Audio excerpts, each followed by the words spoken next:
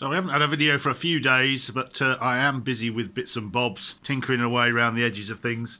So on the bench here we've got two DC to DC converters.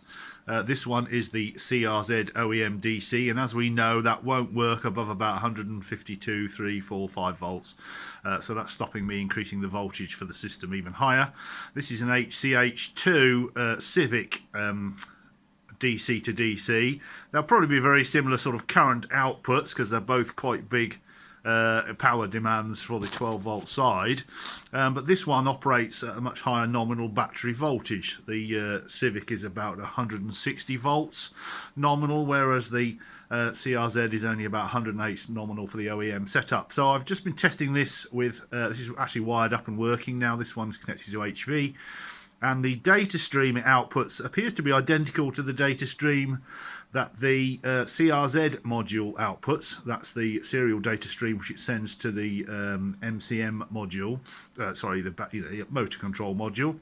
So the data stream is the same length and it starts off with the same header byte. So it looks like the data stream is the same. So I'm hoping that the car would probably accept that then in that case. It also has an input data stream as well. And obviously that's obviously where I haven't looked at that. But the most important thing was the output data stream from both these. And that appears to be identical. Looks like the same bytes are in the same positions. It's outputting 14.2 volts at the moment. And the voltage is at 147 volts. Now I can crank this up quite a lot.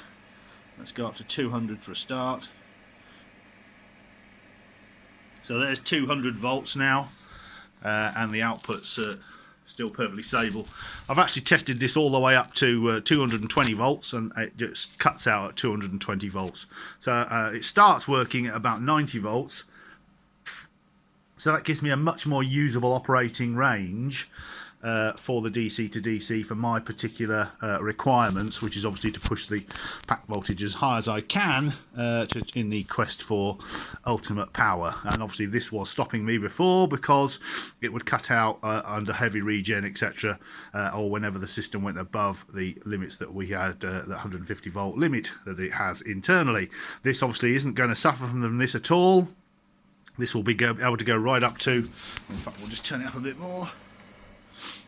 Get it up to 215. Yeah, and it's still happy chugging out, outputting. So it cuts out, as I say, about 220 volts.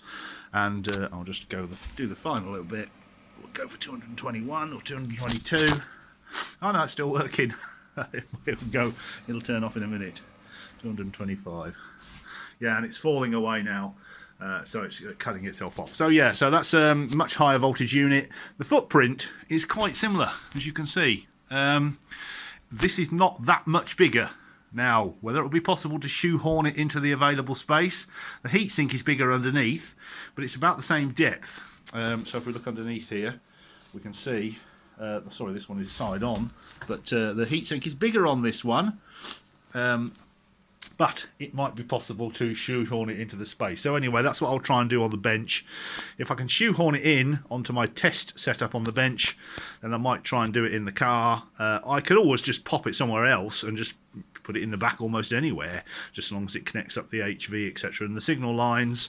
But I'd rather get it back into the IPU area if I can. But as you can see, this one works up to about 220 volts. This one stops working at 150. They'll both be similar current outputs, and the data stream looks to be similar. So we'll just have to test it and see what happens.